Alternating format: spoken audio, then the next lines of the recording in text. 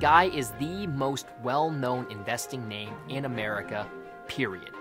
That name, of course, is Warren Buffett, the Oracle of Omaha, who at age 83 continues to attract tens of thousands of people to the annual stockholders meeting for his company, Berkshire Hathaway. It's called the Woodstock of capitalism. He's like a rock star there. There are people who will wait in line for hours, who attend every year. He's like your grandpa, but he's a billionaire, and that makes him really pretty special. Whatever the weather, we'll all stick together at your old Nebraska U. His friends and followers run the gamut, from the average Joe, Hi, how you doing? to billionaire Bill Gates, and improbably actress Susan Lucci. He's terribly successful, we all know that, but he's also very good at communicating to the public how they might achieve their own dreams. Buffett began achieving his dream at age 11.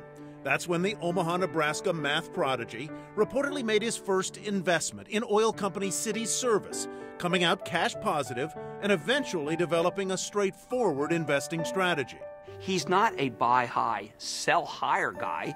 That's a momentum player. He's a buy low, hold, and then get the full value man. It's as much about him, the person, the investor, as it is about what he's done in American history of business, taking Berkshire Hathaway and turning it from a textile company, a failing one, into an insurance and industrial giant. A giant with annual revenues approaching $200 billion and a market value of more than $300 billion.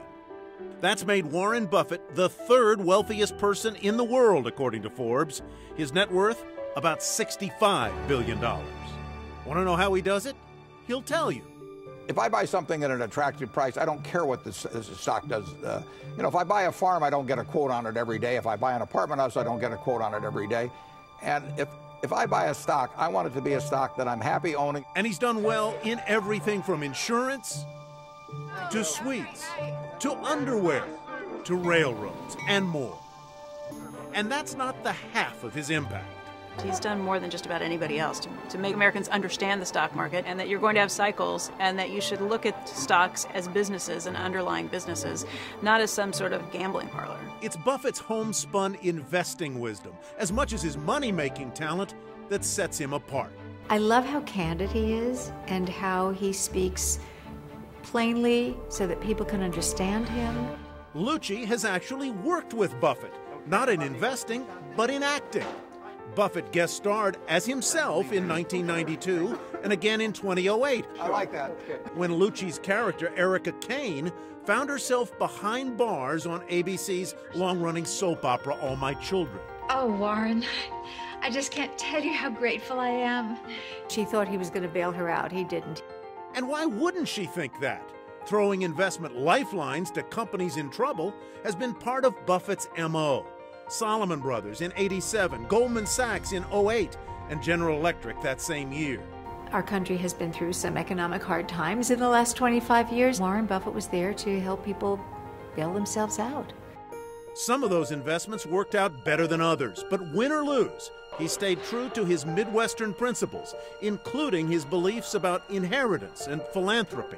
He said, in fact, that he thinks that that kind of serious wealth is dangerous for his children. He doesn't want them to have all that much money, and he wants to deploy it to some good use after his death. In 2006, he announced that he would give away most of his fortune, the bulk of it, to friend Bill Gates' foundation. He's also that rare breed of billionaire who's saying, essentially, tax me more. The wealthy need to pay more of their fair share. The power of that is that people don't see Warren Buffett as a greedhead. They don't see him as one of these Wall Street guys who's got the girls and the fast cars and everything else. He's lived in the same house that he bought in the 1950s in Omaha. He still lives there today. He just has an American car that he drives around. He buys clothes off the rack. He's a simple, folksy guy.